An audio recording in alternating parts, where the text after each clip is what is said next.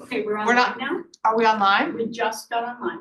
Like verbally, people can hear me? I just pushed the button.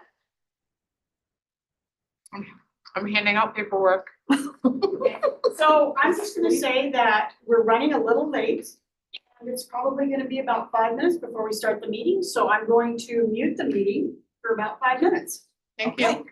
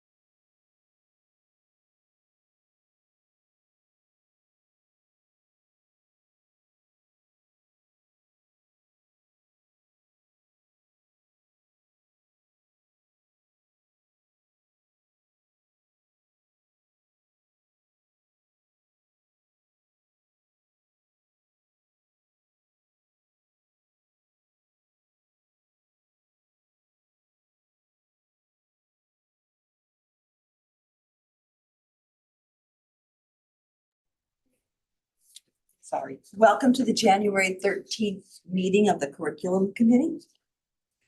We are live streamed, and I'm going to ask board members to introduce themselves. Megan Carlson.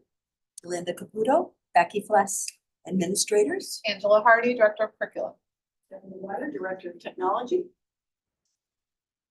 Hey, Ready? Ready? Okay, so today we have a focus on high school. And this is the time of year when we preview the program of studies and then approve it or ask questions for further review. There's a fair number of changes. So what we're going to do instead is break the program of studies up incrementally in order to get some of these approved early, and then review the rest of the program of studies in February. Hopefully have a full program of studies approval vote in February to then go to the board in February or March, but hopefully February. So we have a guest today, Katie Bishop. She is the team leader for the social studies department at the high school, to help us walk through the changes that the social studies department would like to make in their part of the program of studies. So whatever questions we have for her, we'll go through, and then any edits that might be needed or not, and then we'll have a vote on whether or not we approve that section of the program of studies. Does that make sense? Mhm. Or we could say, please make these revisions, and by February's meeting, it'll be integrated into the full program of studies, and then you'll approve it there. So you have both options depending on how the conversation goes. So, excuse me, thank you, Katie, for joining us. I did not send it ahead of time because we were all frantically working on getting this finished up, and we met as a team. Katie and her team had it ready before yesterday. We met as a team with me yesterday and kind of go through some final steps. And so the changes are represented here. So you can imagine program of studies with all its department level. We just extracted the social studies piece.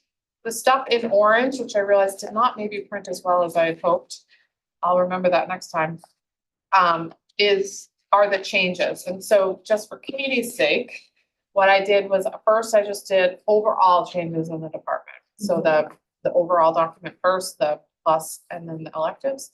And then she's going to discuss specifically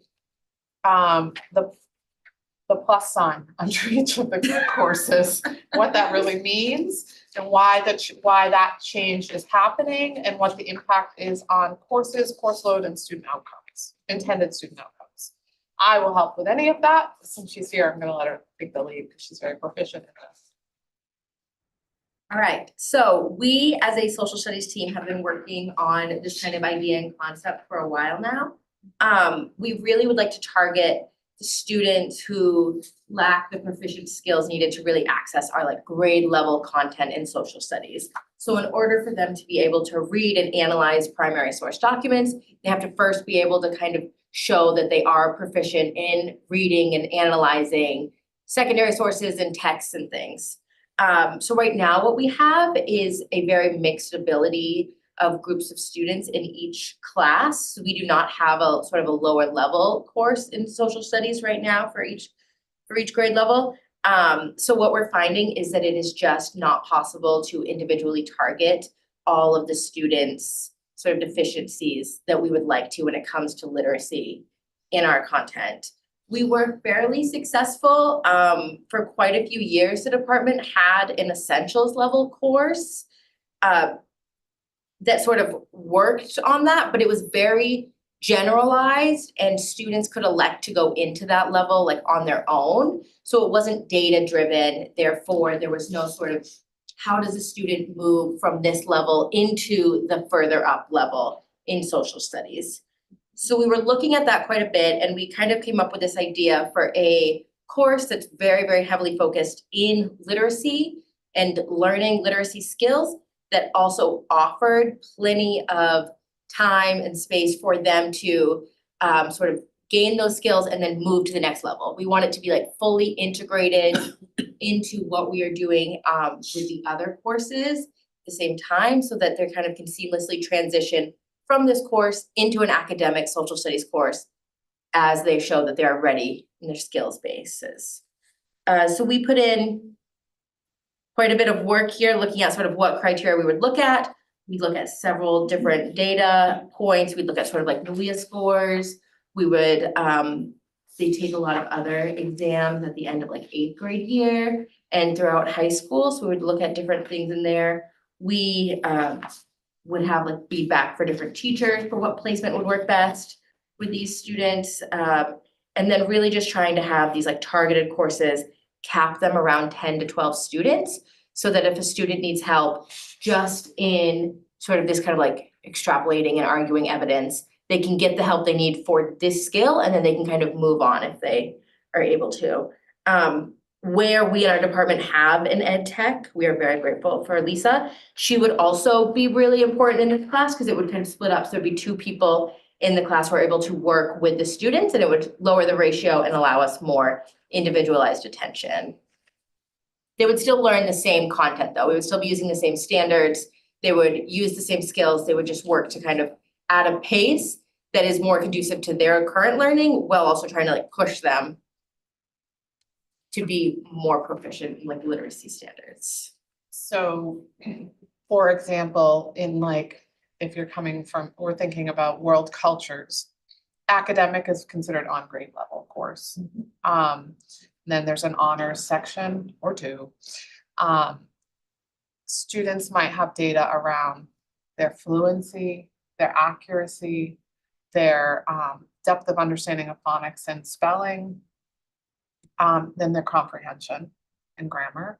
And sometimes despite all the effort we're putting in at the middle school and the elementary school levels, there's still a cohort of students who are still developing those skill sets and are significantly behind. So these are students that are not like a year behind grade level. They can absolutely attend an academic grade level course.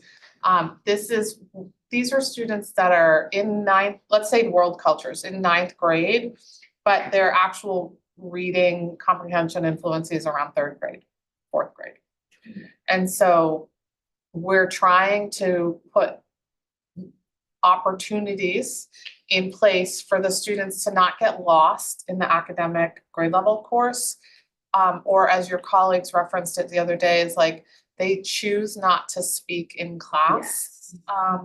And so it's not that the teacher doesn't want to pay attention to them, but they aren't comfortable in the environment around their peers, and they're aware of the struggle that they have.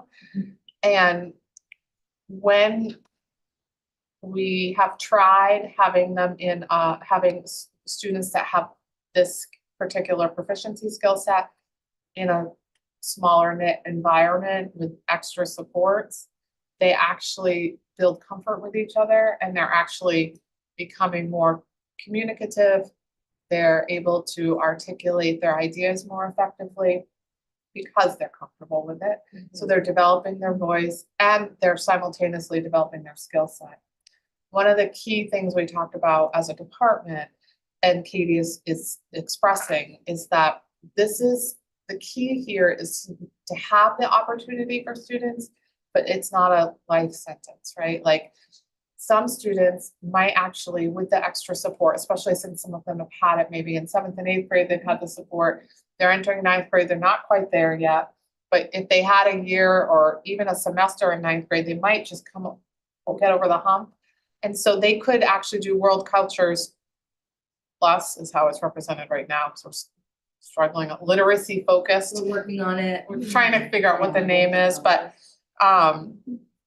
they could have that class, and while ideally they'd be enrolled in a year, but if there was a student who was making great gains, because most of these students will have also access to either the learning lab, or they might be receiving special education interventions where they're working on specific goals in a very structured small group setting.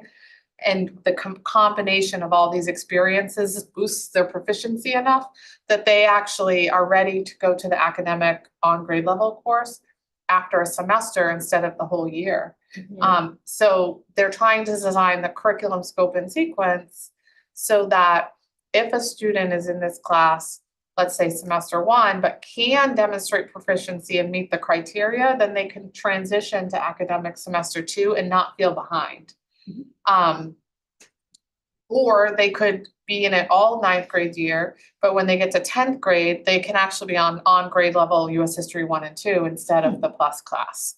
Does that make sense? So it's just like we run our Title I programming at the elementary level, It's not, this is not a pull-out model like Title I is, but it's fluid and flexible now. We don't have students in Title I for the year. We have them until they demonstrate proficiencies consistently, at least 3 times across a certain set of benchmarks, and then they exit. So this is that same concept, but we would do it against more of those time markers so that we don't mess with the credits. I have a question. Yes, Do you have textbooks? we do not have textbooks. Because my question was gonna be, I understand the idea that they can't draw inferences perhaps or support an argument. But sometimes having an audio, the textbook on audio is helpful, but if you don't have a textbook, then obviously that's not. So we have access to speech to text, we have access to Yes. audio Okay. readers. They use a lot of maps, especially in 11th and maybe 9th, I can't remember, but US one uses a lot of math. that's when it is 1, so 10th I grade. used to work at a math library, so. Yeah, I think one of the things we found in some other places where we're trying this out is students, once they become comfortable with their voice in the classroom setting and don't feel like they're less than their peers, things like inferencing and analyzing is something they're actually, once they understand the text, they're actually really good at it. Instead Just then don't have turning the it into a belief. written, Right. into a coherent, written, organized piece of work, which sometimes is where they struggle. But we don't know that they're good at inferencing or analysis if they're not communicating, because they're intimidated or whatever it is, it just feels uncomfortable. So this is, we tried to, Katie's right, we had essentials, and we tried to have a more heterogeneous environment. And the staff really rose to the challenge. But they're not wrong that the disparity between skill sets is still pretty wide despite the work we're trying to do in other places, other grade levels. And so students are sort of, Heidi. yeah, Yeah. and what I really, really appreciate about this is that, again, they're very clear there'll be a data-driven decision-making. There'll be some transparency with students around this, that they will also be able to, there was some conversation about self-assessing and being self-aware and knowing that they can do hard things and can also access these other course levels with opportunity. And that also there's not an accidental default of students with IEPs just ending up assigned to this class. Which is, always something, it's never intentional, but it's like sometimes an accidental default of systems thinking. And so they're very, very clear that that's not the intent, because there's a lot of students with IEPs who could be in honors classes. Right. So trying to make sure we're not creating false systems was another big component of this. And so they've sort of, if you go to the behind all the courses, they've outlined this pretty clearly. Calling it a literacy focused class, discussing the assessments, the flexibility component. And then one of the things that we kept talking about was how will this impact your workload? Can we do it within the staffing model we have? And so Katie did with her team analysis on the projections of enrollment, analysis of class size compared to sections. And also took into account students who may need to retake the course, who currently are not doing well in it and either are doing poorly that they have to retake it or are not accessing credit recovery. And so therefore their default option is retaking it.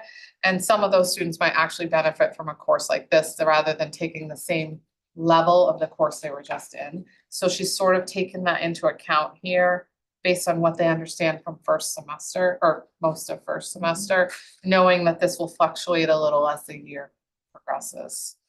And so there was no additional staffing required is the ultimate result of that. We did run the numbers, and it does bump up the academic and honors class sizes slightly, but the entire department has decided that they would much prefer that and then have this course that really just puts students first. The idea of that they would take larger class sizes across the board. Volunteer to teach this class, or are they assigned? We typically volunteer, depending on what classes we teach. I think the past few years, we've been really lucky that we are a fairly agreeable group and we have sort of all kind of stepped up to teach what we have to teach, but there are, out of all 6 of us, any one of us would be happy to teach this. Have you found that students in what you're calling the academic support group, they blossom and they grow and they're doing great, but they don't have the confidence to move out and go to the next level? In like the academic course itself, like academic students on the grade level. Or like maybe even Or- historically in essentials classes. Oh, historic and essentials classes, yes. So we have kind of found that with one of the problems with the essentials classes, which we totally recognize, was that once students went into essentials, that was their comfort bubble. They were with their people, they often traveled in pods. I'm in essentials history, then I go to essentials English, then we're gonna go over to essentials science, and they became really comfortable. So yes, so absolutely that is, and there are definitely students who could have gone to academic and just, they chose not to do it. They absolutely not, I'm staying in essentials. But because we didn't have any sort of data component as a requirement for the class, there wasn't any system to say, wrong-o, you're going out. So we did that as much as we could, but at the end of the day, if like the students chose to be in this class, they could still be in this class.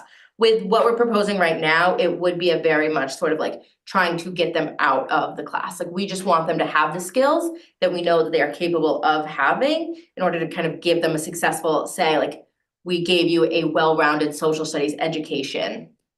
You know enough stuff to go out into the world now. So we want them to be in that I know academic that you want, level. but sometimes my experience has Yes. been, they feel so good in this class. The idea to go to the deep end where they can't touch bottom is scary. So that's sort of always been a challenge. Yeah, I do think though, it's also a shift across the entire high school is that we have these intervention classes now with special ed, and as students are, I've seen it this year way more than other years. As students are sort of developing skills, they are forced to get out of their comfort zone, and I think this, more and more teachers are practicing that you are capable of doing this, so you're going to do this, that it has sort of become more of the norm, that they're used to this, and where we don't have essentials right now, they are all in one homogeneous group, and so I don't see that as being like a huge issue, Good. in terms of many students pushing it much, but It's just a compliment to the class that they feel so comfortable there. it really is, and it's been a lot of work, but it really is also like our ed tech is absolutely amazing and making them all feel comfortable with wherever they are, and they are not afraid to shout out whatever they may think the answer could be, and we talk about it. It's really wonderful to see these sort of classes. Any feelings about the title? We are stuck on the title.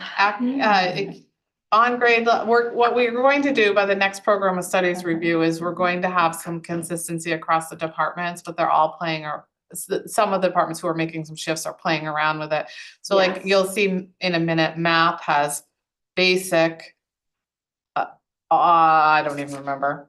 Basic, on grade level, and honors. Social studies has plus on grade level and honors. English has plus on grade level. So we're going to have to come up with something consistent. Yes. But each of them will have their own set for where it might happen. Each of them will have their own set of criteria. That's like normed criteria for the most part. And teacher recommendation also. Yeah. But not or. Right, both. We did plus to align better with English because English is our like literacy partner. And we focus on a lot of the same things, so that was where the plus came from. Initially, we had called it literacy focused. So we are open. I don't like the idea of basic, because that implies that we're not going to cover The same the material. same material when we are going to cover the same materials. And we're gonna do the Needed same the source. skills, it's just going to be in different ways. Yeah, and also how we represent it is how it's represented on the transcript. Correct. So that's also something that the teams have been really considering, is that factor. Right. So. So can we do this in parts? Can we have a conversation like, do you have other additional questions about reinserting this literacy focused level plus level course, to see how we do with this and see if it plays out with the workload and the enrollment and there's instructional the literacy coach is helping the team also. And then the school counseling office is aware of the requested change, because this all goes into course enrollment and 8th grade enrollment to high school, all this. So we're trying to prepare for that. Yeah. And then secondary to that, I'd like you to review the electives. Electives. Yeah, so I feel like we actually should vote separately because they are two separate concepts. If you want the descriptions, I mean, Katie did a pretty good overview of what the descriptions are. They're here in orange. When you read them compared to the typical level, you can see that they're just really focusing in on specific literacy strategies like reading strategy, vocabulary building, chronological understanding, guided analysis of primary and secondary sources. So all things you would do in social studies, but they narrowed the focus very specifically around what they're going to do under world cultures versus US history 1, 2 versus US history 3 and 4. So there is a progression. That's what I noticed. Yeah. So that we're not doing the same skills every year with a progressive set of skills being developed. Wow. So there's 2 I'd like to take. Yeah, right, me too. Come on over. Can I audit them?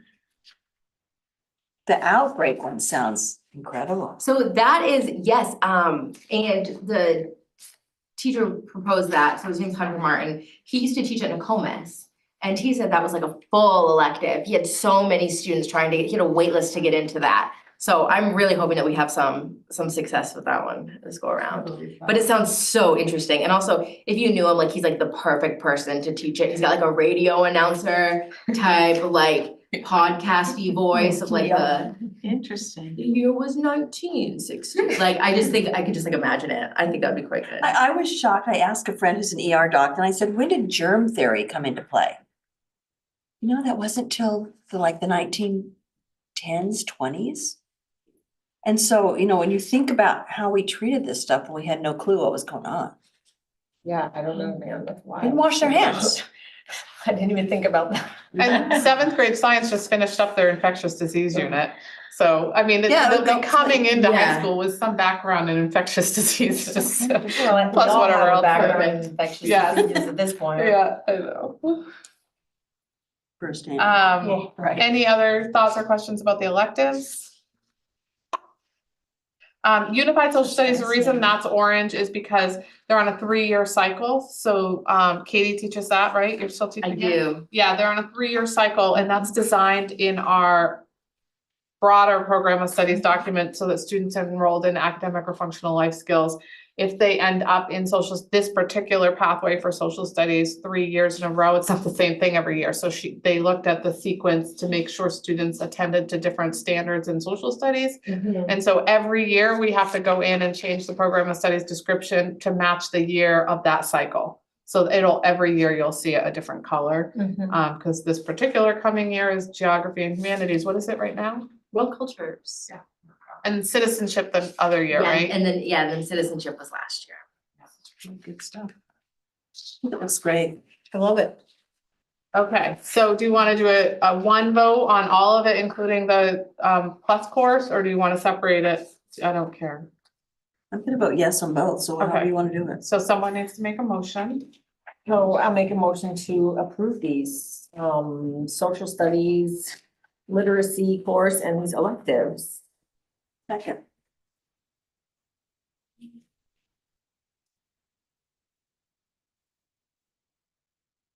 For school year 26-27.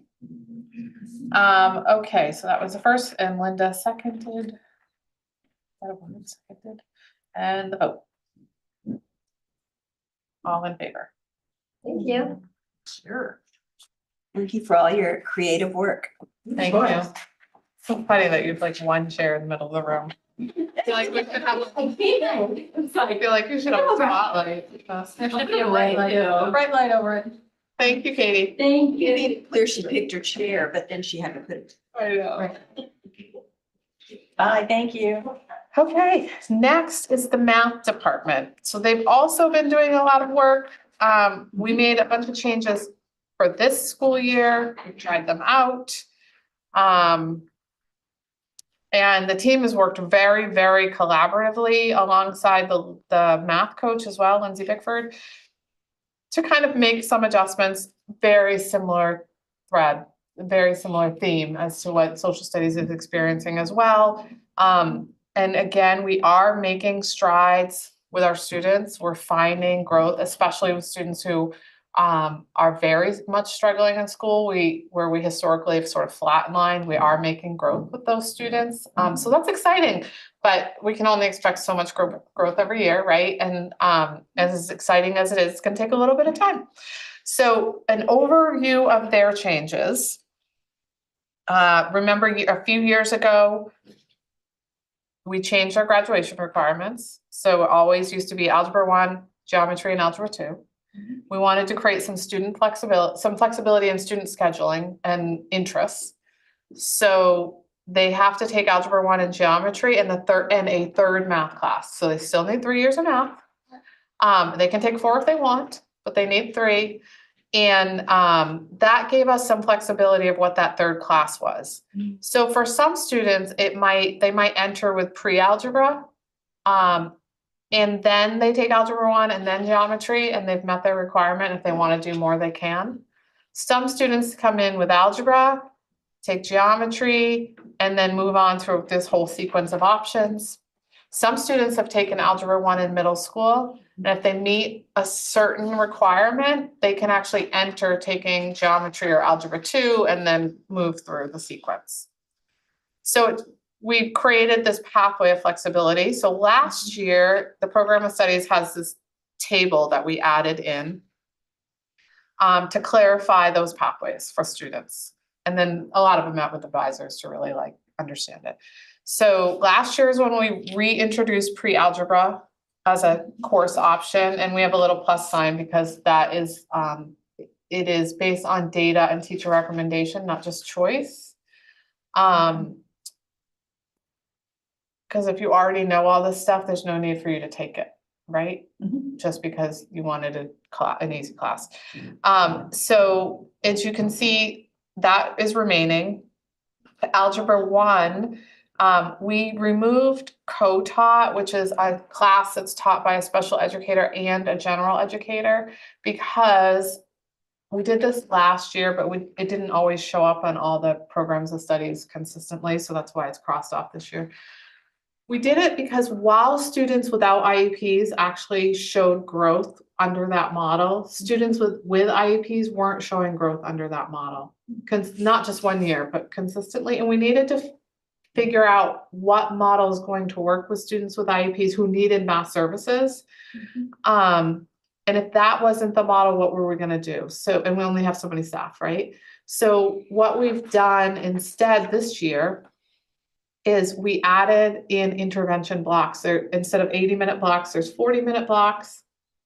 A few students need 80 minutes, but they attend 40 minutes of targeted, strategic, small group instruction based on their IEP goals. So instead of being in a big class of 16, they're in a group of 3 to 6 students. The special educator works with them directly for 40 minutes on their IEP goals every other day. Some students get 80 minutes, but it depends on their IEP. And then they take a course, a math course, right? So they're getting their service in the kind of like a learning lab intervention block, and then they're getting their core math requirements. Additionally, for students who are significantly behind, like in first, second, or third grade math still, and for cognitive delays and such, but not in life skills. And math might just be a specific deficiency of some sort, and we really do know they can learn. We last year added in a foundations math course, and it's called Foundations 1, 2, 3, 4. And it's not that you go through one each year. Depending on what your data says, you're like, you might already be up in Foundations 3, right? So you might be up in Foundations 3, take Foundations 3, Foundations 4, and show up in Algebra 1, right? And they get exempt and can take foundations in lieu of others, but still work towards the math requirement.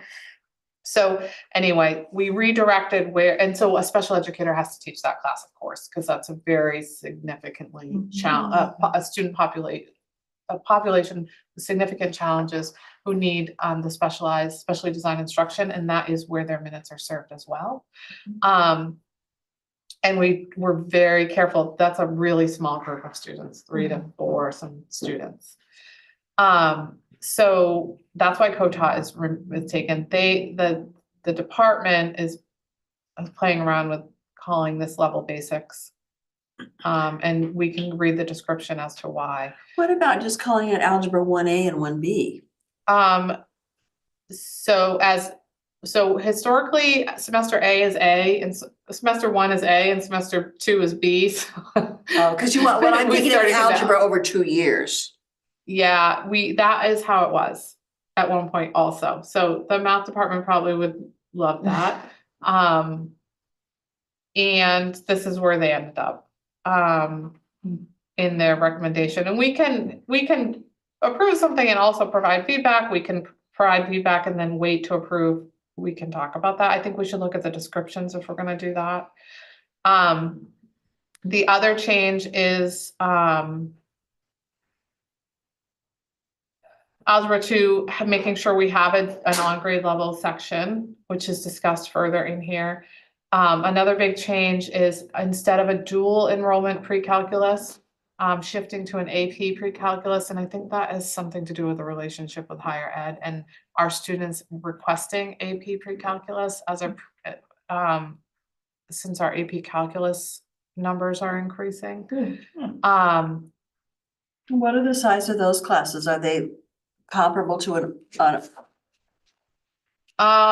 depends on the year. Usually I have all that stuff or on just my in computer. general? Are these like 4 and 5 in a class? No. We don't run our classes below 8 students. So Okay. these are like 10, 12 students. Yeah, sometimes more actually than some of these classes. We don't always run them every year. So like you'll see AP statistics here. I'm not sure it runs every year. It depends on student interest when they fill out their forms. And or AP calculus. We're teaching AP calculus right now, like Gray is. Wow. I don't recall if we're teaching AP statistics this year, but I'm quite certain we're teaching it next year. I know we're teaching it next year. So sometimes they're on a rotation to manage workload. College algebra is another option for dual enrollment. So those are year-long options. And then this is the thing we added last year too, was like you can take your 3rd class as a year-long option, or you can take 2 semester classes. That's what I was gonna ask, Yeah, and so then you have Algebra 2, you can take as a semester-based class or a year-long class now. So that, and in the descriptions, it will explain if you're intending to go to higher ed, and needing math, you need the year-long Algebra 2. But if you're, and it says it in here, Algebra 2. Do you know by any chance what the, because I guess it depends on what program studies you're going into, but how close can you get to completing most of your college math in high school? I know you have to do math in college. Oh, yeah, and But you know what I mean? depends Like, on your program of studies in college, right. right? If you're going into a very light math major. right, You can do it. from our program of studies, it'd be interesting to see, because if you're going into a light major in college in math, you're probably not that interested in math. Right, So the chances of you taking all your math classes that will earn credit in high school Would be pretty might be low. limited, unless you knew this is a supportive environment. I love this environment and I'm a little bit It's motivated and I want to safer, get yeah. it done. Right. And then of course it will depend on if the college accepts those, like our university Sure. system tends to, but sure, if you're going out of state, it probably depends on the institution. right.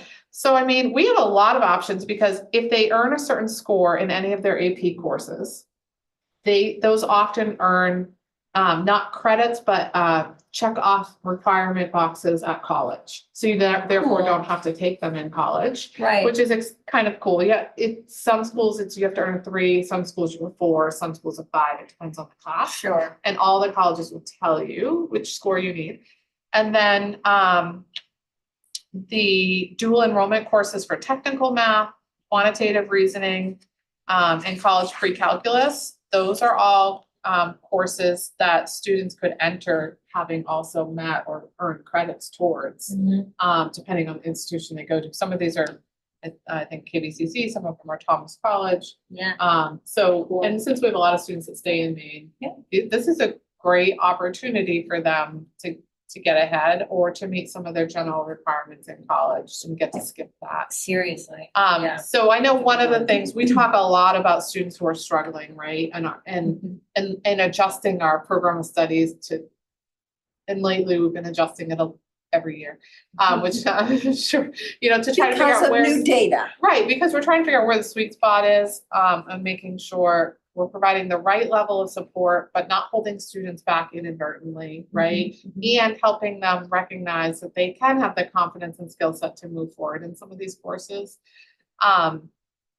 We also want to make sure we're not forgetting that we have upper level students, or highly motivated or highly skillful students that math is either easier or they can persevere through the challenges differently. And so that in this math department, I think in most of our departments, I think we're really good at this because they're really advocating for changes based on student interest and student skill set. I mean, the math department has every spreadsheet under the sun that, Right. they know what's going on. they know where students are going in their courses, what they've done, what their data's been, how to push that envelope a little bit. So I tend to trust their recommendation, like from pre-calc dual enrollment to AP pre-calc. Financial algebra you approved last year. It's a really cool course. They just want to change the name because they want to make sure kids understand what it really is. It is algebra, Yeah. but that it's makes more personal sense. finance math because it's algebra with the sense like you're going to learn about, and it says in here exactly. And we added 1 unit. So that and I'll explain that to you next month, but we added a unit so that it could meet our personal finance course requirement, so kids. What's the title of this class now? Personal finance math. It's on page, there's no page, just go past algebra 2, you'll see mathematical electives. Okay. Got it. Right. So topics they're studying is personal income, taxes, checking and savings accounts, credit, insurance, investing, mortgage, and loans with a very strong algebra lens. But it's super applied. So, I mean, what you'll see in the next iteration of the program of studies next month is that we're actually trying to create more pathways for kids, right? We want to give them choice. So for them, we have in this board, you require our students to have a personal finance credit, half credit course, personal finance course, which is great. In our world, that looks like career and prep and life and work as a sequence, as half a credit each. Or it can look like career and prep, and what they're going to propose next month is personal finance math. So they could either take personal finance math or they could take life and work. The 20% project will move down to career and prep, so we still have it, so everyone gets it. So this is after algebra. Yep. So they have a strong algebra background first. It's not in lieu of algebra 1. Okay. And then the third option will be they could take the JMG's personal finance year-long class in lieu of life and work. So And they don't have to be in the JMG project. right, but they have to do it for a year instead of a semester. That's the agreement. But so they're just the slightly different approaches to the same topics.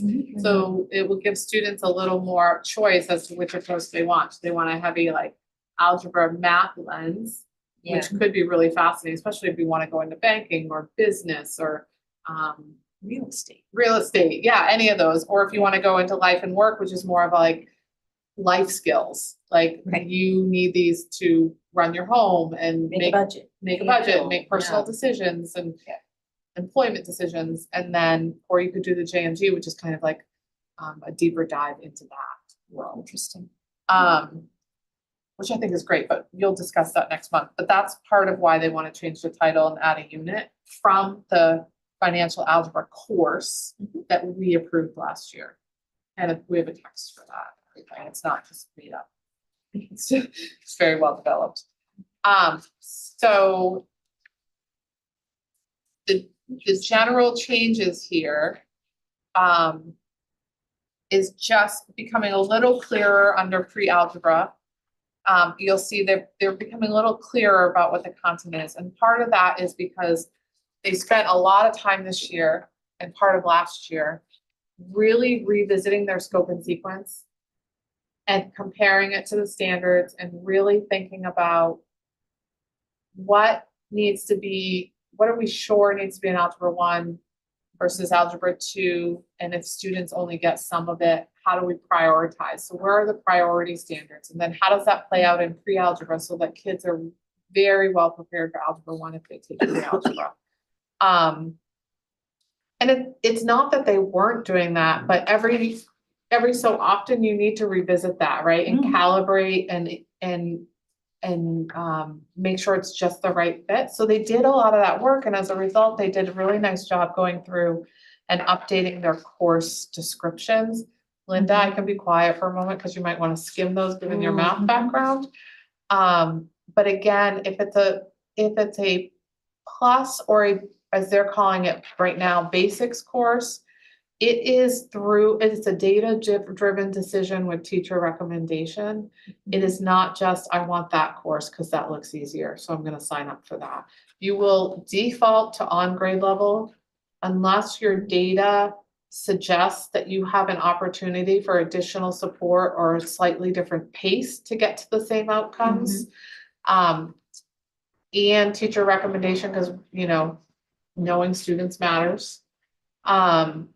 Then you could get signed into one of these other levels, but it isn't, the student could say, no, I really actually want to take the on grade level, and we would support that, but we're not going to go backwards. You can either go forward. Does that make sense? Okay. But if you're on grade level, you're not going to say, no, I'm just going to take the basics. If your data doesn't suggest that you need it. Right. Do high school students have school issued laptops? Yes. So that's why we don't need the TA3 because we can graph on our Right. laptops.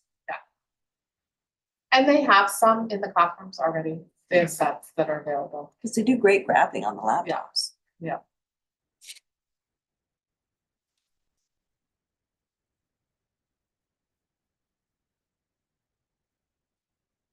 So math is hard. I know it's not, but for some people it is. How are we identifying students where math is not just hard for them? Math is like a problem for them. So some of that is whether a student is diagnosed with a learning disability. Sure. Right, and then what that data says. Some students can be diagnosed but can still do on grade level work, Sure. right? And so it's about then what does their data say? We don't just use our NUIA math score, right? That's a one-shot, one point in time. Right. We do something called an early math diagnostic interview or a math diagnostic interview, depending on where they are on the continuum. That is much more strategic. It takes a while to connect with a student. It's one-on-one, a full series of questions. Students have to present evidence and their scores assigned. Sure. A lot like the dial that I showed you in pre-K last month, Yeah. but math-based. Right. Not juvenile, but math-based. Yep. So that data that's conducted 3 times a year with students one-on-one. It's pretty time consuming, but it's super valuable and Yeah, a very lot of insightful information, into sure. what students really think and understand Sure. about particular skills. And then, if you're going through a screening through for special services, they have additional materials. Sure. We also have some calibrated assessments in the content areas we can use to help us with that decision as well. Cool. And some formative assessments that are used in our intervention systems. I agree with Megan that some people really struggle with math, but how much of it do you think is, you hear kids all the time say, I'm not good at math. Yeah, we do. You hear adults. if there's Adults the say, issue. it, yeah, yeah. you know, No I'm not good at addition, math. no adult walks around proudly saying, I'm not good at reading. No, but they do say I'm not good at math. And so how much do you think is an inability to do it or understand it versus I'm just afraid of it? And so I just have this. I think there's sometimes that generally in a lot of people, but we've been working really hard in K-8 around that, in that mindset piece in general, and making it really fun, building Yeah, math. And hands-on, so you Lot- figure it out instead of Right. being told it. Right. Yeah, we try to do the algorithm last. So we still do an algorithm, right? The step-by-step That's the procedure we all cherry on learned. top. Yeah, the step-by-step procedure we all learned when we were young. Mm-hmm. We still teach that. But we often teach some conceptual work first, like modeling, and methods we might not have known, but Right. conceptually they It see, helps them get the yeah. It's not just one dimensional. I would have, that would have helped me like so much. Yeah. Just on Facebook today, I saw this reel and they took a pizza and then they cut it in quarters and lined it up. Okay, and so it goes like this, right? Yep. Point, right? Oh, I see. Yep. And then they cut it in half again, lined it up, and it became more linear. The line became straight. Right.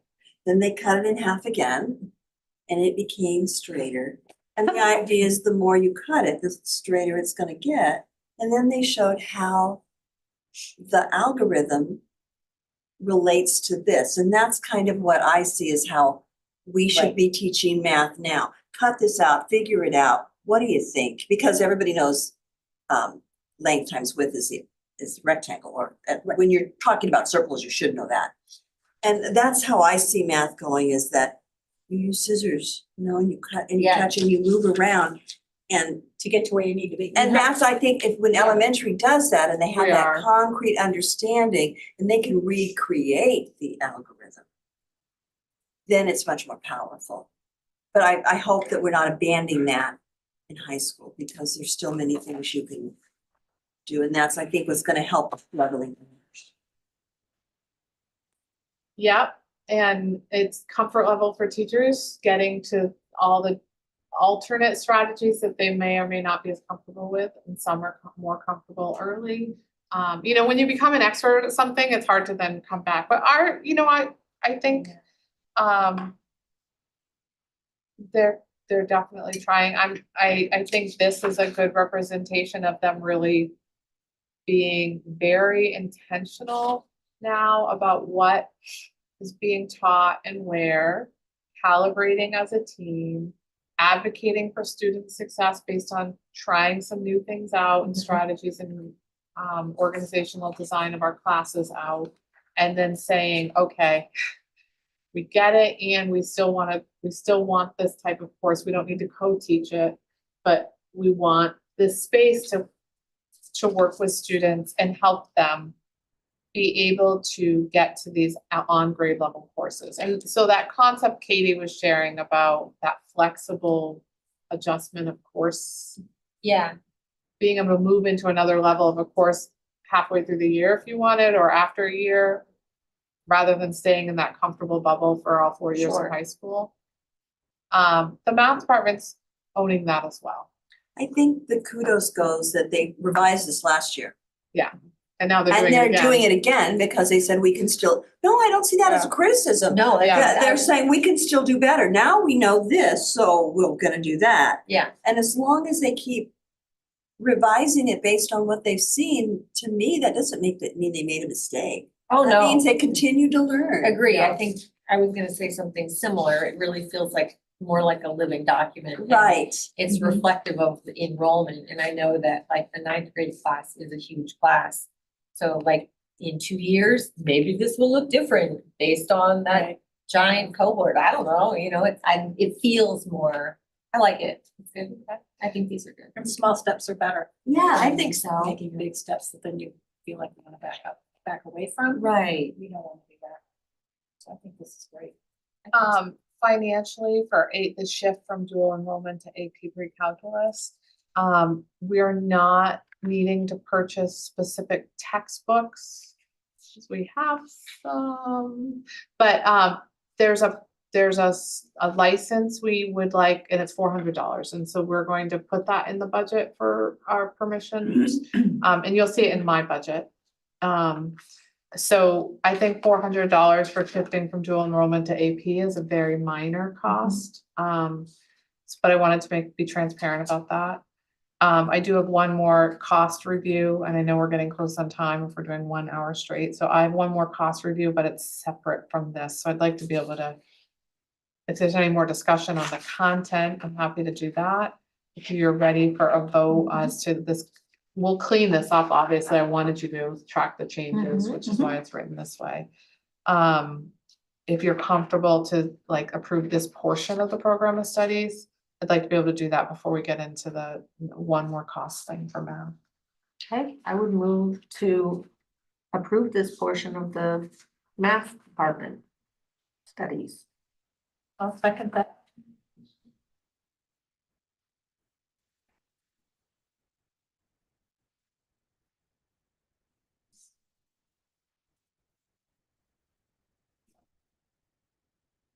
And a vote. So in favor, unanimous. Thank you. Okay, the next page, I'll give you the overview. This is the template we use every single time we do a review of text per policy. Per policy, there needs to be a very specific process. This is the process that's been developed. We've used it for years.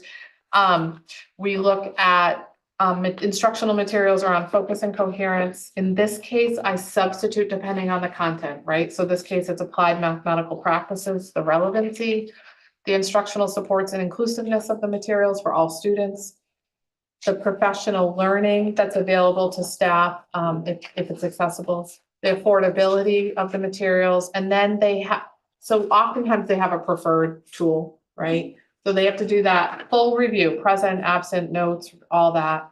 Then they have to compare it against ideally 2 more sources. Sometimes that's hard because sometimes they can't find 2 more sources that they feel are really good. So in this case, we did a comparative analysis of 1 more source based on what we knew College Board would support for AP stats texts that fit our criteria. So you have to approve this or not, so I'm gonna just, they looked at the practice. Oh, the reason why we're doing this, AP Stats is a course, it's not a new course for us. The texts are very, very old and no longer aligned to the current AP Statistics curriculum. So it's a problem, because then we have to figure out how to teach the things that are now in the AP Statistics curriculum that are no longer in the text. The changes don't happen all the time. So it's been in like 10 years or something. It's been a while. So we were trying to find a resource that is that would do that. So the Practice of Statistics by BFW Publishers. So we did buy our US history, AP US history books from BFW Publishers last year, and we're really, really happy with the service and the quality.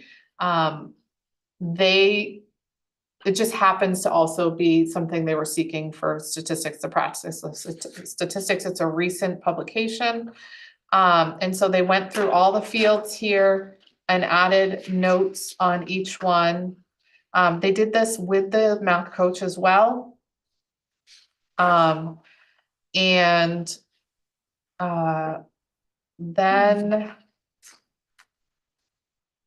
Did they do the professional learning and affordability and comparative analysis? so I did the affordability, and professional learning is for BFWs. Most of theirs is, and Pearson's now is built in and available online through modules. So they just seem to be comparable.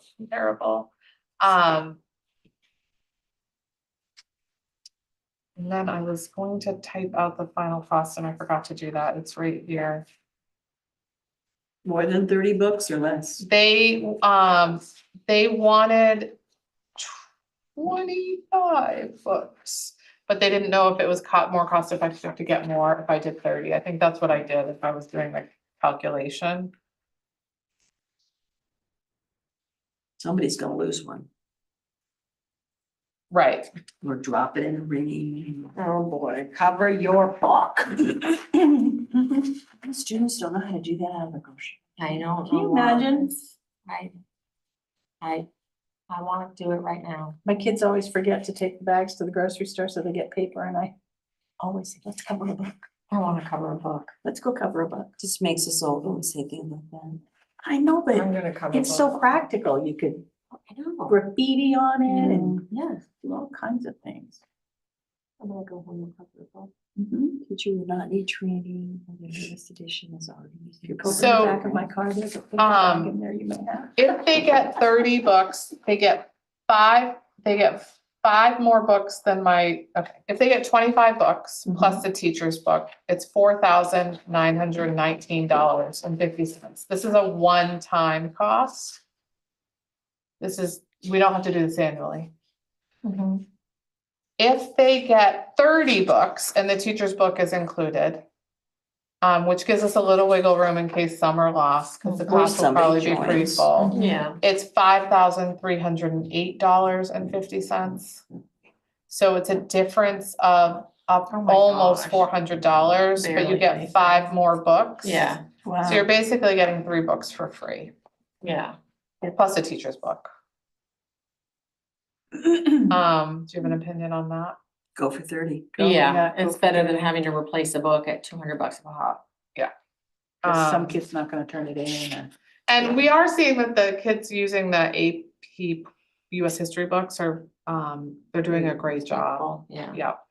But they're also really heavy and really big. And we've already trained this teacher.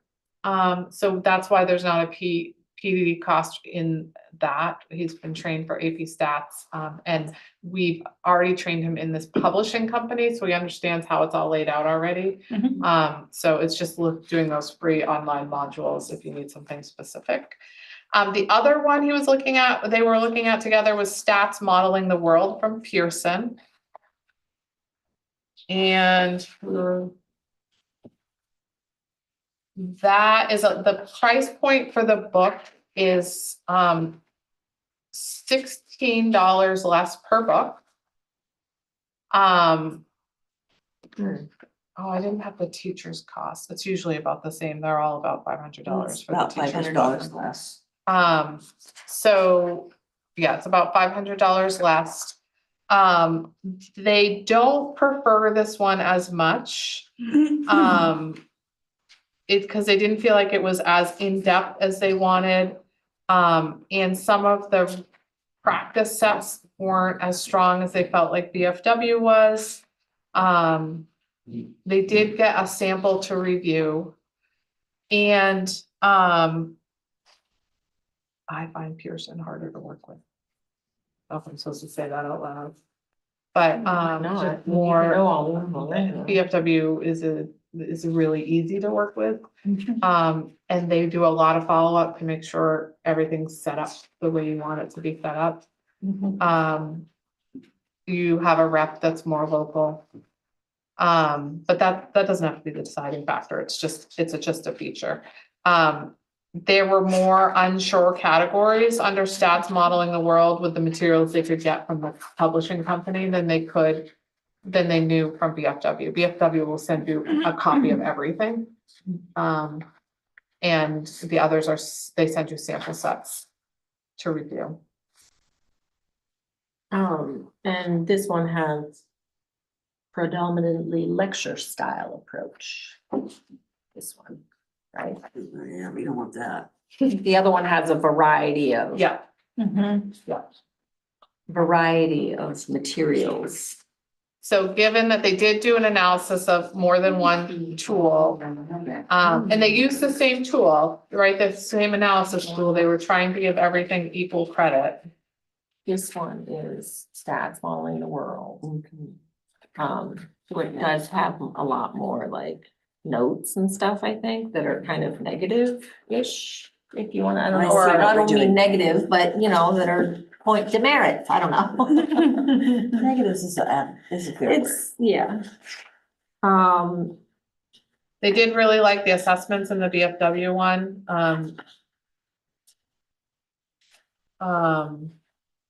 And there was more alignment to the Yes, I technology get in the it. VFW one. Oh, and then the relevancy was really important for them in the VFW one, activities and real life examples compared to others as opposed to the lecture style. so. I So mean, the difference is $500 between the two options. but what I'm getting, like, what I see is the BFW is like, was kind of the Gold shining For star. them, a gold star, Yeah. yeah. And again, it's a one-time purchase, and I would embed it into the curriculum budget as a one-time purchase. My goal is to try to get my curriculum budget to be no more than last year's curriculum budget, right? That's always we try to balance it. We'll be reviewing that soon as a committee too, and I give you line by line every single item in it. So you could approve this conceptually, and then once you see the full budget, you could then approve it within the Sure. package to make sure it still works. Still, yeah, right. We can definitely do like a two-step process, because we're not gonna, even if you approve it now, we're not ordering it until after the budget's Right. been approved by the Sure. community, so, For that June. yeah. So, So it doesn't matter if we, well, to me, it matters to To know which you, direction yeah. we're going in, and then I can then embed Put one that. of these in my budget and Sure. not have to have like this wondering of what it is. what do you think?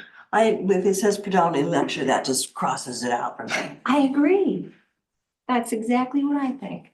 Okay, so. And this is, they're familiar with it, they like it, Yeah. it's a given, why would you take something away that they see work? So they We don't just wanna like be to try to follow the too- process and make sure we're critically reviewing Right. multiple sources. Absolutely. So if you're comfortable with that, then I do need a motion in a second. I can make a motion to approve the practice of, the practice of statistics. That's what it is, right? BF, Yeah. BFW publishers. BFW. For $4,000, $5,000. 53, yeah, I second it. 5308. 5308. Okay, Linda, second. Vote in favor. And all unanimous. I don't have to go to the next step. Okay, last one. Do you think we have time for just one quick one? Sure. Yeah. I don't know, peer committee. Do you need to go? Sorry, Carrie. The same format, so the format's gonna look exactly the same. It's the agenda item number 4. Mhm. I added this because I realized it might be easier just to do it at the same time. So we, last year, 2 years, for 2 years, we've added in new Latin textbooks. So what we did is did a textbook review in Latin 2 years ago, and then we split the bill in half, and we did, One half half one year, half the next year, and to keep it really small, because we had other big purchases. And Ms. Collins was able to make that work, Mrs. Collins was able to make that work. So now that Latin is secure, it's been a long time since we've looked at French and Spanish textbooks, so we really, and I want to give a really big shout out to the World Language Department. They have been engaged in seal it by literacy assessments for 3 or 4 years now. We now have every third and fourth language student taking the seal by literacy assessment annually in whichever language they're in. So they take it in Latin, Spanish, or French if they're in any of those languages for level 3 and level 4. If they take it in 3 and they go to 4, they get to take it again, like if they haven't earned their seal by literacy because they didn't get the right score. But now they have feedback from the assessment to know where they need to improve. Nice. But also the department has been tracking, like we'll remove the student names and tracking our results because we get access to all of the results and the details. And looking at where our weak spots are and what our strong spots are, and they've been redoing their curriculum to address the fact that there are all these competencies we're looking for. So I won't get this right, so don't quote me. I'll have them come in if you want to know more, but it's something like, maybe we were strong in speaking and listening, but not so much in the writing component, right? And the grammar, so they've adjusted. Or maybe we were strong in the reading, but not the speaking. Does that make sense at those Yes. levels? Yes. And so to have standardized exams that students are okay, it's they take it just once, they take it in February. It's not when all the other exams are going on. It's kind of this like privilege to sit down and take this, and you can earn a seal of literacy from the Maine Department of Education. That's very Um, awesome. And there's a whole data page on the Maine Department of Education site, so you can see Little Gardner has a hotspot now because we have so many students that Wow. take it. It doesn't give student names on the state site, but Right. if they earn it, then they get a special mark on their transcript that they've earned a seal of literacy. It's recognized nationally and internationally. Huh. I took the For their National language. French exam. How long have they been doing that? Oh, so it's an iteration from the. I took the National French exam. and Yeah, I did was too. The highest Years ago. score Oh my in my gosh. school. Good for Were you really? you. 8th grade and 9th grade. Can you still Do you have a speak French background? I won't tell you. No, I don't have a French No, there's background. nobody in your family that speaks French. No, It no, I must be your took, I grandma's started house, French in probably. 2nd grade. So I took French all the way wow. up through. That's fantastic. Mhm. So this is like an good. iteration from those experiences Yeah. when we were younger. Mhm. They're just set up a little different. They wear headphones because they have to speak in and Mhm, listen yeah. and all that. Oh, that's great. Except for Latin. Latin doesn't have the speaking part. Um, That would be cool. and That would be cool. it's not only beneficial to the students because it shows up on their transcript. They get special medals for the award ceremony when they graduate, and so they get an actual recognition. They can use it as part of their college application process. Students who are multilingual Mhm. can earn a seal of biliteracy, and if they're in our high school at a certain grade level, they can apply. We have an application process. Mhm. So they can apply to take a seal of biliteracy exam. Because you have to get it, you have to have English proficiency. And there's a strict guideline for all, even native speakers, native English speakers, and a world language proficiency. So for multilingual learners, they're actually earning their English proficiency through our NUIA and their courses. And then they're demonstrating proficiency of their native language, and we support that. It's through the multilingual budgets, like So it's they each like get a their native. double. So they can That's also awesome. earn a seal of biliteracy if they choose. And so anyway, we're doing really well, and we're using the data to influence our instructional sequencing and planning. And as a result, what they've really realized is their resources are really antiquated, especially around relevancy, which does show up in the exams. And path and differentiation, pathways for differentiation that they're trying to play around with, and more diverse, more information about diverse speaking countries, diverse French and Spanish speaking countries, that are not just like going to the web and finding something. Yeah, those are the big pieces of it. It's been a really, really long time since we've had new textbooks. Yeah, no. So we gotta- they reviewed Carnegie Learning's Spanish and French text. I won't say them right. Javert and Hebranche. I don't know. And those are all here, and they've added a lot of comments, as you can see. Mhm. And they also reviewed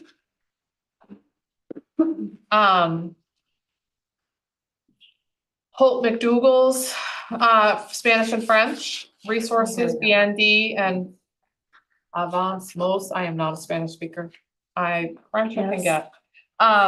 And they reviewed McDougall Little's En Español and Discovering French series. So they did theirs because you're allowed to do it. The comparative analysis right here, as you can see, here's the. And what they did is they did all three, and then they picked the one that was strongest, and then the And then second Holt's two, big so one. that you can more Okay. easily review it. And they picked shish. And they picked ones that are popular, so they made sure, they had Mhm. some, but they are recommending Carnegie Learning's Spanish and French texts. They felt like, they were the most relevant with most modern day cultural practices, which is cultural competencies is a big section of their standards. That it had a lot of the differentiation that they were looking for. There was a lot more alignment to the standards they're trying to assess in the seal of biliteracy, which will help them for their life if they earn that. The pathways piece, the audio, the video, slowing down audio, that's a unique That's feature great. that not That's a a great lot of feature. historical tools have been able to Sure. do for them. A lot of tutorials for staff on how to use the resources or tie the language in. And a lot of their reps are former language teachers, so they felt like they were more connected to their reps and that they were being realistic and not just selling them the Telling them kitchen books, sink. Yeah. Cost wise, one of these other comparative analysis ended up just being so expensive. Yeah. And so, and it wasn't as strong, so they just moved that down to a lower level because they knew that, you know, I had asked them to be judicious, in the thinking. And they did say one of the other comparative analysis too, there is no cost, because, they're the old textbooks, that we have, there hasn't been an update, we could get some online costs to get online updates, but that's not what they're looking for. But they were trying to be fair and frugal. So you'll see the quote for their preferred on the back. One-time costs are on page 1. So it's about $3,000 per language program. So that includes the different levels, what they want. It So doesn't, 6 total. 6 total Okay. across both But is programs. this just year one? They don't need it for every level. So we might need to do a follow-up question. There is annual costs that will show up. And that's on the back page, and those are pretty standard, 1,800. And that's for all the online components and whether, they'd like to see if they want to keep doing the online components. They haven't had them so far, so Right. they'll try them and then we'll find out if they like them or not Yes. to do them again. Yeah, and so they'd like to have 60, so 60 is, I think it's all of level 1. So what this is when you buy it, you get 25 online, and then they just supplemented 35 here. And then you can get a different price quote for annual renewal that you can get at a cheaper rate once you've established. They're not sure they need as much professional learning as is in this quote, that's under a separate line. We would need the initial launch for sure, but the virtual job embedded coaching is unclear if we need that right now. We would need to do some more work. So the This team is pretty competent in their use of tools and resources, and so I would check with them. To compare this for US history, for AP US history, in the budget for this year was $11,000. So just to try to give you a comparison. Okay. And this is for 2 languages. So there's a couple options here. You can say, we approve it. We tentatively approve it depending on how it shows up in the curriculum budget. Or we only approve one language over the other, you know, and put off one language for a year. There's options for you to think through. But this one might take a little more time, so I can do that.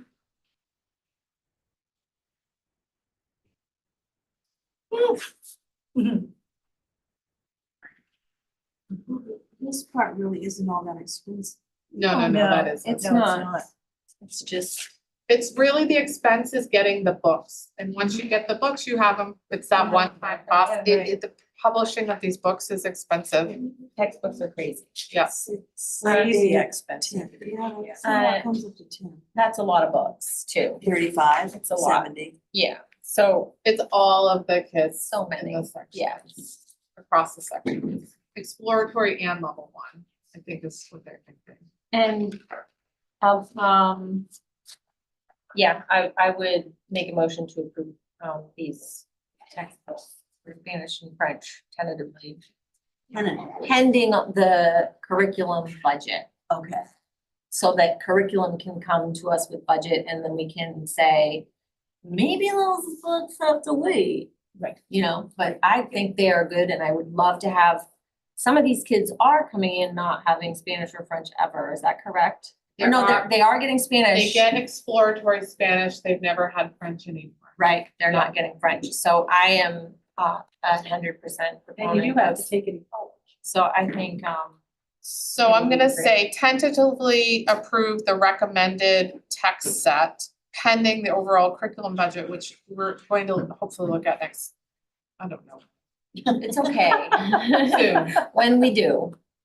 Okay, yes, I'm fine with the books, it's whether we Yeah. can afford the books. Okay, I- great. I like the choice is fine. I'm gonna follow up with Mrs. Collins about that. So Meg, a tentative, Linda, a second for tentative, which is, maybe we don't need a vote.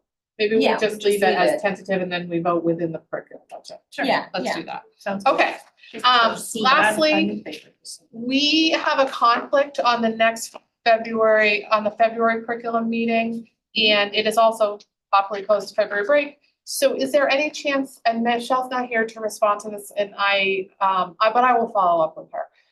Is there a chance that you would be available to have the meeting a week early? So instead of February 10th, it would be February 3rd, Tuesday, February 3rd, at the same time.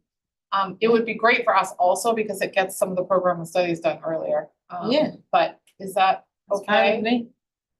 Oh, Thank you you. can't really, but as a backup in case Michelle can't come, or would you be around that I'll be week? around. Okay, Yeah. so I will follow up with Michelle as well. We don't need a vote on that, do we? We can just agree?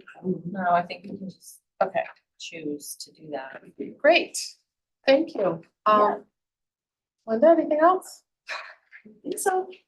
Sure. Can stay for 5 minutes. Sorry that was so late, but wow.